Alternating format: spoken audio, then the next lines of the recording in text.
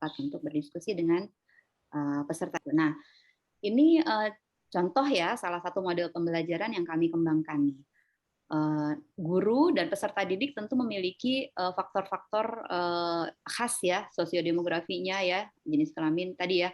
Kalau apakah laki-laki dan perempuan harus dipisah gitu ya, sebenarnya itu situasional, tidak ada masalah. Kalau misalnya kesempatannya, misalnya ya pada hari Jumat, anak laki-laki tentu semua ke masjid. Nah, ada kesempatan nih anak perempuan, kita bisa masuk kelas di situ, kelas keputrian. Jadi tentang pubertasnya khusus kepada anak putri misalnya. Kami sering diminta di sekolah-sekolah untuk masuk di kelas-kelas keputrian seperti itu. Nah, kemudian sosiopsikologisnya berbeda. Jadi nilai yang dianut, motivasinya, pengetahuan, pengalaman itu semuanya berbeda. Di keluarganya peserta didik itu ada yang sangat demokratis gitu ya orang tuanya, ada yang dimanjakan, ada yang serba dibatasi, serba tidak boleh misalnya gitu ya. Nah, ini kemudian mempengaruhi juga sikap mental mereka pada saat belajar. Pun dengan sosial ekonomi kita dari kalangan yang berbeda-beda. Nah, kemudian guru itu memiliki persepsi bahwa peserta didik ini kalau dia tidak memiliki pengetahuan yang cukup ya, kalau pengetahuannya rendah, kemudian dia perilakunya itu beresiko ya. Sekarang Ibu dan Bapak ada istilah saya baru dengar kemarin itu friend with benefit katanya bahasa kerennya, teman dengan keuntungan katanya gitu. Kalau di kita mungkin ada lagu dulu ya, teman tapi mesra misalnya. Nah, itu tuh ternyata di kalangan remaja itu sudah ramai diperbincangkan dan mungkin bahkan sudah dilakukan. Bagaimana perilaku mereka itu? Mereka rentan mengalami masalah kesehatan reproduksi remaja. Kesehatan reproduksi remaja itu ada 3 ya, trias. Ada seksualitas, kemudian penyalahgunaan nafza, narkotika, psikotropika, dan zat adiktif, dan infeksi menular seksual. Ini ketiganya terkait. Jadi resiko ketika dia mengalami salah satu perilaku ini, ya melakukan perilaku ini, maka akan berdampak pada perilaku lanjutannya, resiko lanjutannya. Nah, dampaknya itu serius. Jadi guru sebenarnya sudah tahu bahwa bisa nih terjadi gangguan jiwa ya, depresi dan seterusnya, kemudian kehamilan dan aborsi misalnya, bahkan bisa berakhir pada bunuh diri dan kematian. Ini sudah banyak sekali kasus yang terjadi. Kemudian bagaimana kalau diberikan edukasi pubertas? Nah, guru itu membandingkan antara manfaat dengan hambatan. Jadi manfaatnya tentu dia akan meningkatkan pengetahuan, kemudian konsep dirinya menjadi kuat dan arah perilakunya nanti positif, yaitu perilaku abstinensi atau puasa ya, khususnya puasa seks. Benar sih puasanya dari itu ya.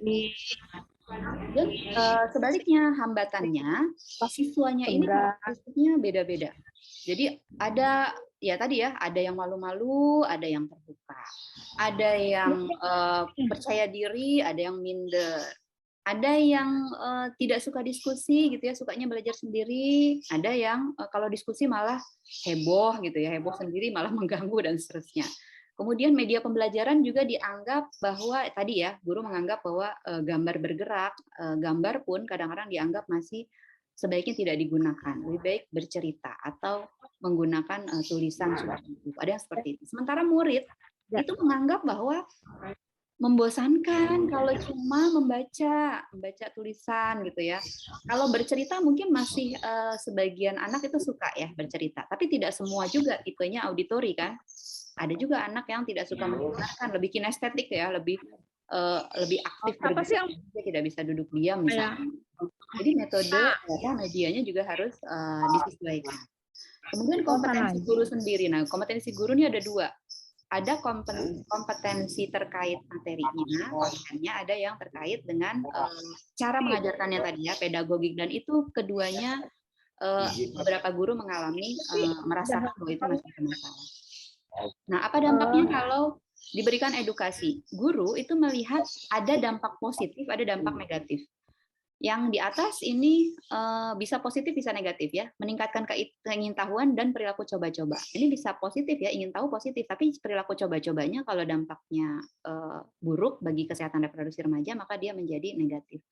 Tapi kalau yang bawah ini positif, jelas tendensinya kemampuan berperilaku abstinensi. Ya, tadi kita sudah bahas. Kemudian edukasi pubertas itu meliputi apa saja materi, metode, kemudian medianya. Dan untuk itu kami mengembangkan buku untuk guru dan untuk siswa. Sudah di-share dan sebagian saya kira guru sudah mulai membaca ya, melihat. Di dalamnya itu kami menyusun dalam bentuk hiperkonten supaya nanti guru bisa berlatih untuk ada kuis di situ, ada video, bisa dimanfaatkan untuk proses pembelajaran. Dicari yang cocok, yang sesuai. Kalau merasa kurang sesuai, ini guru bisa bikin sendiri loh. Ya, jadi nanti kami akan memfasilitasi lah kalau misalnya guru di KKG 4 ini mau menyusun sendiri buku hiperkonten yang sesuai dengan kearifan lokal ya, sesuai dengan karakteristik peserta didik, permasalahan yang dihadapi dan guru itu sendiri, kami akan bantu ya memfasilitasi ya mengembangkan media sendiri. Karena tadi kan dijelaskan ya merdeka belajar. Jadi mulai dari tujuan pembelajaran sampai materi dan seterusnya itu dikembangkan oleh guru. Dan tentu anak-anak yang salah satu juga yang menjadi bagian dari isyarat untuk bertindak itu adalah adanya tanda dan gejala pubertas yang tadi sudah dibahas ya, sudah dialami oleh peserta didik kita di usia bahkan di kelas rendah.